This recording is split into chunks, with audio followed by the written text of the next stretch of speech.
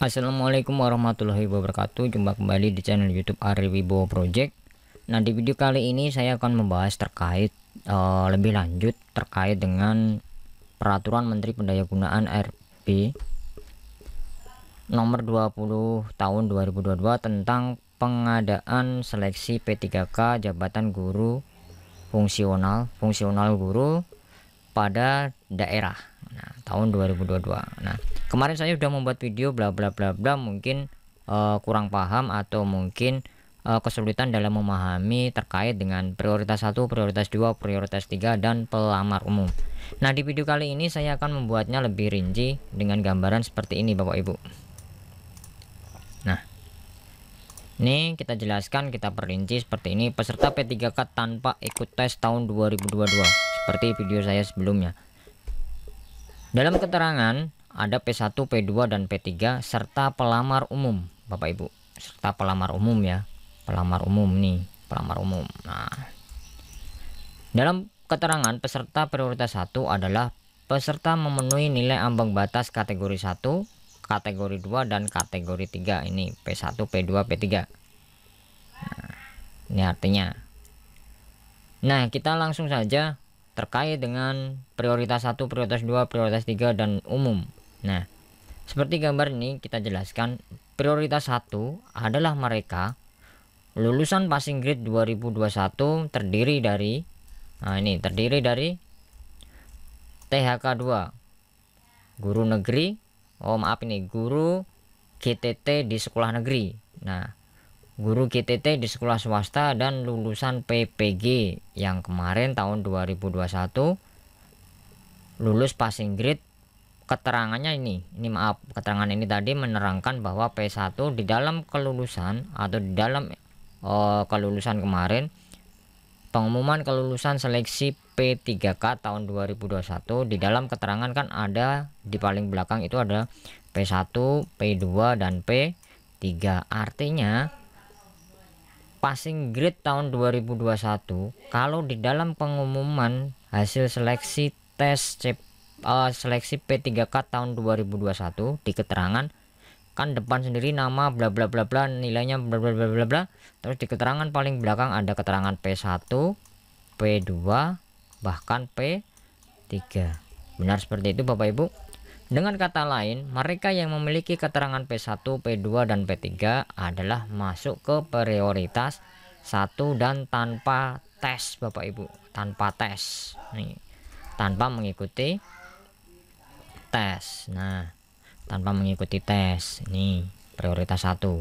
Jadi di dalam prioritas 1 ini terdiri dari urutannya. Nomor 1 adalah tenaga honorer K2, terus guru GTT sekolah negeri, guru GTT sekolah swasta dan lulusan PPG di tahun 2021 yang mengikuti tes CAT UNBK. Ini prioritas 1. Terus kita lanjut untuk prioritas kedua. Prioritas kedua adalah khusus. Nah, ini khusus tenaga honor kategori 2 tanpa tes juga. Dengan kata lain belum ikut tes 2021.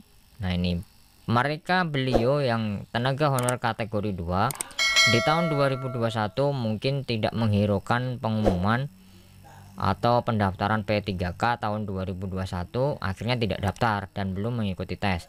Ini tidak ikut tes, belum lulus PG atau tidak lulus PG di tahun 2021 kemarin, ikut tes tapi tidak PG atau passing grade. Nah, ini juga tanpa tes. Nah, berdasarkan verifikasi dan validasi oleh Kemendikbudristek, seleksi kompetensi bagi pelamar prioritas 2 dan pelamar prioritas 3 dilakukan dengan menilai kesesuaian seperti ini Bapak Ibu. Nah, ini prioritas 2 tanpa tes juga, prioritas 3 juga tanpa tes, hanya menyesuaikan kualifikasi pendidikan, kompetensi, kinerja dan pemeriksaan latar belakang background check. Nah, ini kinerja mungkin dari pimpinan, pemeriksaan latar belakang background check ini nanti instrumennya dari Kemendikbudristek. Nah, mungkin jadi untuk tahun 2022 ini dikhususkan sekali lagi Bapak Ibu tenaga honor kategori 2. Kenapa? Karena prioritas 1 kalau lulus PG dia di urutan 1. Kalau di sekolahnya ini kita kembali ke prioritas 1 ya. Kalau misalnya di sekolah induk ada formasi 1,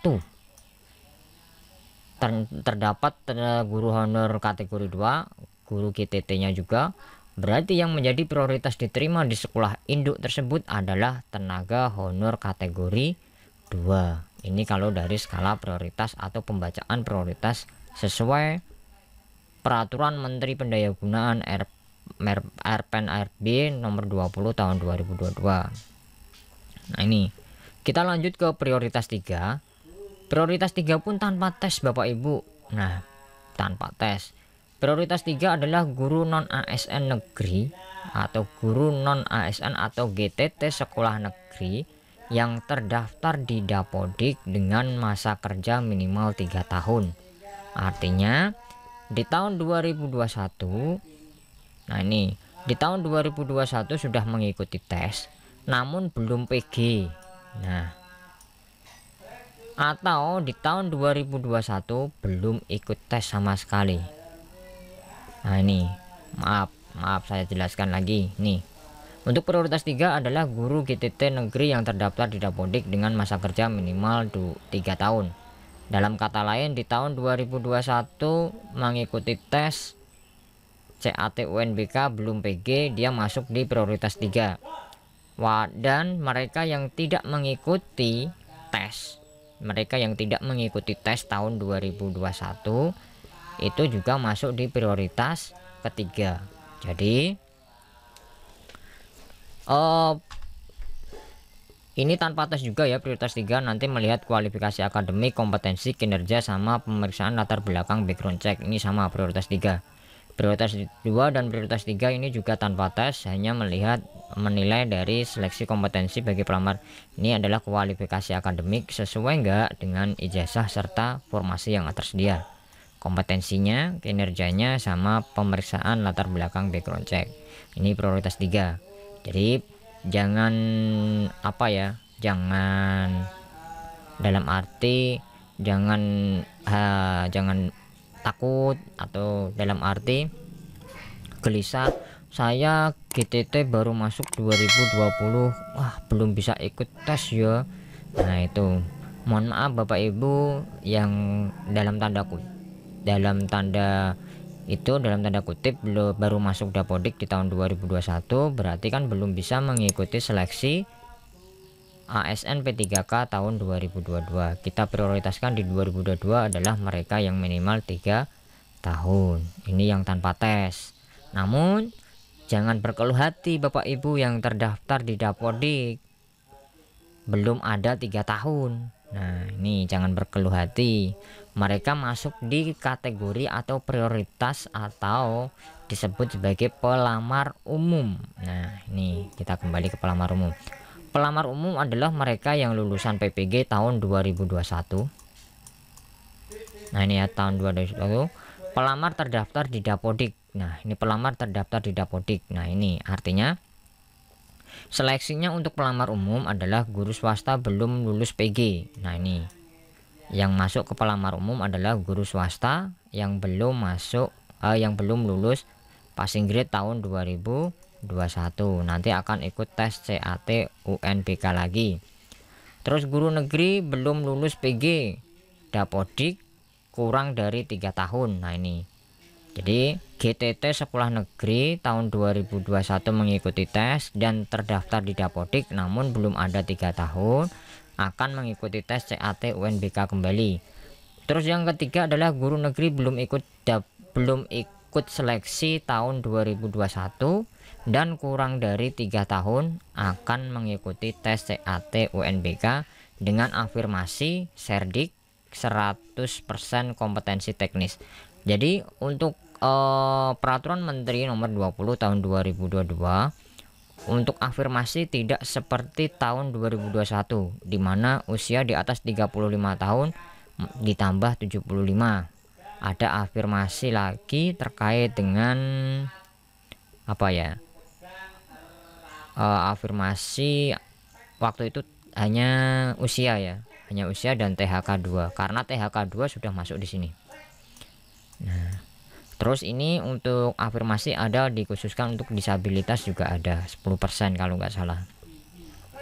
Nah, mungkin penjelasan dari saya di video kali ini mungkin dapat membantu Bapak Ibu atau menjawab di pikiran Bapak Ibu keluh kesalnya atau mungkin keluhannya, kok aturannya seperti ini ya, kok makin rumit seperti itu, kok rumit ya seleksinya bagaimana, apakah kita nggak bisa ikut seleksi? Tenang Bapak Ibu, semuanya bisa. Di tahun 2022 semuanya bisa mengikuti seleksi ASN P3K.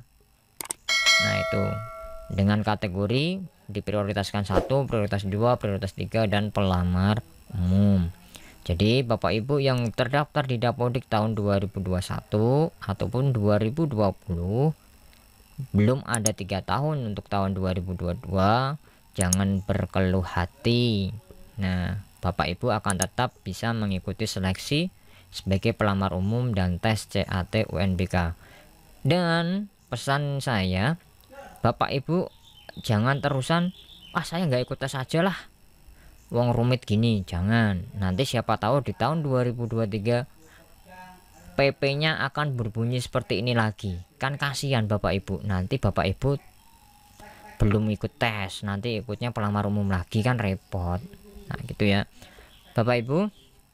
Cukup dari saya Ari Wibowo Project. Semoga video kali ini dapat menjawab pertanyaan-pertanyaan Bapak Ibu, keluh kesalnya atau keluh hatinya atau praduga yang gimana-gimana terkait PP nomor 20 tahun 2022 pengadaan seleksi ASN P3K jabatan guru fungsional guru pada instansi daerah.